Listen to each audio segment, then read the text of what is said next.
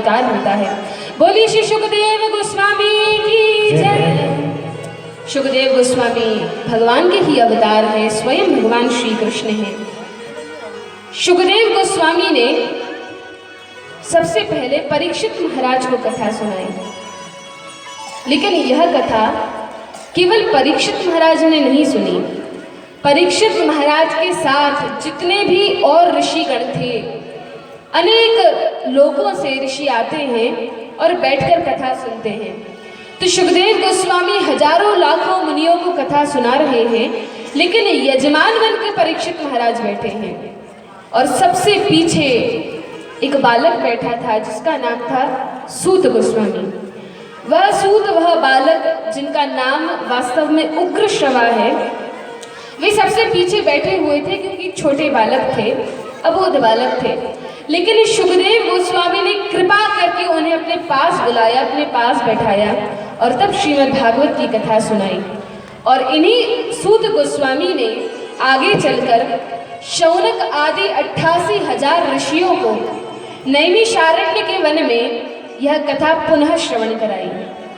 तो नैमिषारण्य के वन में बैठे ऋषिगण, शौनक आदि ऋषि सूत गोस्वामी से प्रश्न करते हैं कि हे सूत गोस्वामी, आप हमें बताइए किस जीवन का लक्ष्य क्या है, उद्देश्य क्या है, हमें यह मानव शरीर क्यों मिला है और हमें मिला है तो हमें क्या करना चाहिए। और बड़े ही सुंदर उत्तम श्लोकों से उनकी वंदना करते हैं। शौनक आदि ऋषि कहते हैं कि हे सुखदेव गोस्वामी, प्रायेणाल्पायुषः सभ्य कलावस्मिन् युगे जनाः मंदाः सुमंद मतयो मंद भाग्याह्युपद्रुताः। इस कलयुग के जो जीव हैं बड़े ही मंद भाग्य के हैं। प्रायेण अल्पायुषः सभ्य, प्रायः तो लोगों की आयु कम होती है, बहुत कम आयु है इस कलयुग में। प्रायेण अल्पायुषः सभ्य कलावस्मिन् युगे जनाः, ये कलयुग का प्रभाव है। और फिर बताया मंदाः सुमंद मतयो, एक तो आयु कम है, दूसरा इनका भाग्य भी मंद है, दुर्भाग्यशाली है। दुर्भाग्यशाली क्यों है? क्योंकि संसार में कितने लोग हैं, अनेक लोग हैं, और कितने लोग तो इस संसार में जितने भी लोग हैं उनमें से आधे से ज्यादा तो भगवान को मानते ही नहीं हैं। पहले तो लोग जानते ही नहीं है कि भगवान कौन होते हैं। आप हम सभी तो इतने भाग्यशाली हैं कि भारत में जन्म हुआ है, तो हम जानते हैं कि भगवान कौन है, क्या नाम है, हमारे अंदर श्रद्धा विश्वास है। लेकिन जो बाहर के देश हैं, जो यवन देश हैं, वे लोग जानते भी नहीं है कि भगवान होते क्या हैं। आधे से ज्यादा लोग तो इस संसार में जानते नहीं कि भगवान क्या होते हैं। जो जानते हैं, आधे से भी आधे जो जानते हैं, वे मानते नहीं हैं, नास्तिक होते हैं कि हम नहीं मानते कोई भगवान। जो थोड़े बहुत लोग भगवान को मानते हैं, वे मानते तो हैं लेकिन ये नहीं जानते कि भगवान को मान तो लिया, लेकिन उनकी पूजा कैसे करनी है। और उनमें से भी बहुत कम लोग जो जानते हैं कि भगवान कैसे प्रसन्न होंगे, भगवान क्या है, भगवान का नाम क्या है। जानते भी हैं तो पता नहीं कि कैसे उनकी पूजा करना है, कैसे कथा सुनना है और इस जीवन का उद्देश्य क्या है। लेकिन आप हम सभी बड़े भाग्यशाली हैं कि भगवान ने हमें अवसर प्रदान किया है उनको जानने का। तो बड़े ही भाव से सातों दिन बैठकर इस कथा को हमें सुनना है, समझना है और अपने जीवन में उतारना है। तो शौनक आदि ऋषि कहते हैं मंदाः सुमंद मतयो, लोगों के भाग्य बहुत मंद है, दुर्भाग्यशाली है। मंदाः सुमंद मतयो, भाग्य तो मंद है, दुर्भाग्यशाली तो है, और ऊपर से उनकी जो बुद्धि है वह भी बहुत मंद है, कम बुद्धि वाले हैं, अधिक समझ नहीं पाते। मंदाः सुमंद मतयो मंद भाग्याह्युपद्रुताः, एक तो कुछ समझते नहीं, कुछ बताओ तो पल्ले ही नहीं पड़ता, समझ में नहीं आता, और थोड़ा बहुत समझ में आ जाए तो इतने आलसी हैं। प्रायेण अल्पायुषः सभ्य कलावस्मिन् युगे जनाः मंदाः सुमंद मतयो मंद भाग्याह्युपद्रुताः। सबसे बड़ा गुण तो यह है कि लोग आलसी हैं। अब सब लोग तो आलसी नहीं हैं। आप कहेंगे कि यदि यही कलयुग का लक्षण है तो तो लोग तो कितनी मेहनत करते हैं, छोटे छोटे बच्चे 4-4, 5-5 बजे से उठकर स्कूल जाते हैं, मेहनत करते हैं, दोपहर में 2 बजे आते हैं, फिर पढ़ाई में लगते हैं, ट्यूशन जाते हैं, कोचिंग जाते हैं, फिर आकर होमवर्क करते हैं। इतनी छोटी अवस्था से इतनी मेहनत करते हैं। जो बड़े लोग हैं नौकरी के लिए भटकते हैं, यहाँ तो आप लोगों ने नहीं देखा होगा, लेकिन मुंबई की जो लोकल ट्रेन है, लोग टंग टंग कर जाते हैं ट्रेनों में, इतनी भीड़ होती है, जगह नहीं मिलती, पसीना आता है, गर्मी का मौसम है, जाते हैं, नौकरी करते हैं 8-8, 10-10 घंटे पैसा कमाने के लिए। तो हम कैसे कह सकते हैं कि लोग आलसी हैं? तो लोग वैसे तो भौतिक दृष्टि से बहुत आलसी लोग भी हैं और आलसी नहीं भी हैं, बहुत परिश्रम भी करते हैं, लेकिन आध्यात्मिक दृष्टि से यह जो भी हम मेहनत करते हैं अपने शरीर के लिए करते हैं, शरीर के पालन पोषण के लिए करते हैं, ताकि हम कुछ कमाएंगे तभी तो कुछ खा सकेंगे। तो कमाने के लिए हमने अपना पूरा जीवन समर्पित कर दिया है, लेकिन हम वास्तव में शरीर तो नहीं है, हम शरीर के लिए ही सब कुछ कर रहे हैं, लेकिन वास्तव में हम कौन हैं? अब आप लोग बताएंगे, मैंने बहुत बोल दिया, अब आप लोग बोलिए। अभी बताया था कथा प्रारंभ होते ही कि आप हम सभी क्या है और क्या नहीं है। जोर से बोलिए, आप हम सभी क्या हैं? आत्मा है। जोर से बोलिए, आप हम सभी क्या हैं?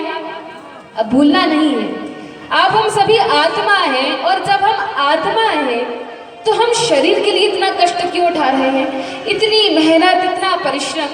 सुखदेव गोस्वामी कहते हैं, श्रम एव हि केवलम, केवल मेहनत है, बिना मतलब की मेहनत है, श्रम एव हि केवलम। इससे हमें कुछ प्राप्त नहीं होगा। मेहनत करेंगे, गधे जैसे लगे हैं काम में, काम करते जा रहे हैं, खूब मेहनत करते हैं, लेकिन वास्तव में कुछ धन प्राप्त होता है, कुछ सुख, कुछ वैभव, कुछ ऐश्वर्य प्राप्त होता है, लेकिन जब मृत्यु हो जाएगी तो सभी कुछ यही छूट जाएगा, लेकिन हम कहाँ जाएंगे? हमारा तो कोई अता पता नहीं है। और हम आत्मा हैं, शरीर को तो भोजन खिलाते हैं, लेकिन आत्मा पर ध्यान नहीं देते। अब पहले हमें यह जानना होगा कि आत्मा कौन है और आत्मा का भोजन क्या है। आपको बताया था कि आत्मा के 2 गुण हैं। क्या गुण हैं? कि आत्मा किसी ना किसी की सेवा करना चाहती है और प्रेम प्राप्त। आत्मा का गुण है कि वह सेवा करना चाहती है और प्रेम प्राप्त करना चाहती है। तो यदि हम भगवान की सेवा नहीं करेंगे तो किसी ना किसी की तो सेवा करनी पड़ेगी। यदि भगवान की सेवा नहीं करेंगे तो घर में अपने बच्चों की, पत्नी की, पति की, भाई बहन की सेवा करनी पड़ेगी। यदि इनकी भी सेवा नहीं करते तो कार्यालय में जिनके यहाँ हम काम करते हैं, जिनके नौकर हैं, उनकी सेवा करनी पड़ेगी। तो इस संसार में हमें किसी ना किसी की तो सेवक बनकर रहना ही पड़ेगा। तो सबसे अच्छा है कि हम संसार के जितने नियम हैं, धर्म हैं, कर्तव्य हैं, उनको तो निभाएं। ऐसा नहीं कि सबको छोड़कर केवल भगवान, क्योंकि भगवान ने हमें यह सब प्रदान किया है, भगवान ने हमें किसी परिवार में जन्म दिया है, और अब हमारा कर्तव्य है कि हम इनकी तो सेवा करें, लेकिन साथ में सबसे पहले हम भगवान की सेवा करें, क्योंकि वास्तव में सब कुछ देने वाले, जितने भी संबंधी हैं, इनको देने वाले तो भगवान ही हैं। तो हमें भगवान की सेवा करनी है। और दूसरा गुण है प्रेम करना। इस संसार में जितने भी लोग हैं, सब प्रेम प्राप्त करने के लिए भटक रहे हैं। बाल्यावस्था में बच्चे अपने माता पिता का स्नेह प्राप्त करते हैं, युवावस्था में आकर किसी ना किसी को ढूंढते हैं, कोई हमसे प्रेम करे, कोई प्रेम करे। लेकिन इस संसार के जितने भी प्रेम हैं, इस संसार के प्रेम में 2 कठिनाइयां हैं। 2 कठिनाई यह है कि पहले तो हम जिनसे प्रेम करते हैं, वास्तव में इस संसार में जितने भी लोग हैं, सभी का यह स्वभाव है धोखा देना और धोखा लेना। सभी लोग किसी ना किसी को धोखा देते हैं और किसी ना किसी से धोखा खाते हैं। तो हम जिससे भी प्रेम करते हैं, क्या पता वास्तव में वह प्रेम करता है कि नहीं, लेकिन हम झूठी ही आसक्ति, आकर्षण लगाकर बैठे हुए हैं। तो इस संसार में हम जिससे भी प्रेम करते हैं, वास्तव में वह हमसे प्रेम नहीं करता, केवल हमसे उसको कुछ आसक्ति है, कुछ आकर्षण है, या कुछ हमसे प्राप्त करना चाहता है, इस कारण वह हमसे प्रेम करता है। और यदि कोई व्यक्ति निष्काम भाव से भी हमसे प्रेम करे, तो इस संसार के प्रेम में यह कठिनाई है कि संसार में यदि कोई हमसे प्रेम करे भी, तो एक ना एक दिन तो सबको जाना है। जातस्य ही ध्रुवो मृत्यु ध्रुवम जन्म मृतस्य च तस्माद् परिहार्येथे न तुम शोचितुमर्हसि। इस संसार में जो आया है वह एक ना एक दिन चला जाएगा। तो हम जिनसे आसक्ति लगाकर बैठे हैं वह एक दिन हमसे दूर चले जाएंगे, तो हमें कितना दुख होगा। लोग आते हैं संसार में, आकर्षित होते हैं, आसक्ति बढ़ती है, मोह बढ़ता है, और एक दिन इस संसार से चले जाते हैं। तो आत्मा तो कभी प्रसन्न नहीं हो पाएगी, फिर आत्मा का क्या किया जाए। इसीलिए भगवान कहते हैं कि यदि हमें किसी से प्रेम करना है तो ऐसे व्यक्ति से करना चाहिए, उसमें पहला गुण तो यह होना चाहिए कि वह कभी मरे नहीं, तब तो हम अनंत समय तक उनसे प्रेम कर सकेंगे। यदि कोई मर जाता तो वो तो चला गया, फिर हम उससे प्रेम कैसे करेंगे। तो पहली शर्त तो यह होना चाहिए कि हम जिससे प्रेम करें वह अमर हो, हमेशा रहने वाला हो। और दूसरा कि हम जिनसे प्रेम करें वह किसी स्वार्थ से हमसे प्रेम ना करें, वह निस्वार्थ भाव से हमें प्रेम करें।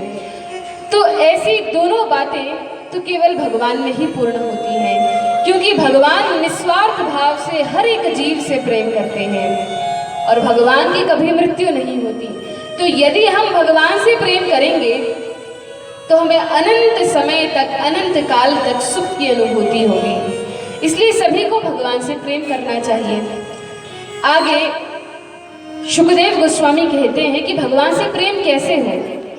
तो इस कलयुग में भगवान से प्रेम करने का एकमात्र उपाय है कि यदि हम भगवान का नाम जपेंगे, भगवान का नाम संकीर्तन करेंगे, प्रेम से, भाव से उनका नाम गाएंगे, कीर्तन करेंगे, तो धीरे धीरे हमारे हृदय में भक्ति प्रकट होगी और हमें भगवान का प्रेम प्राप्त होगा।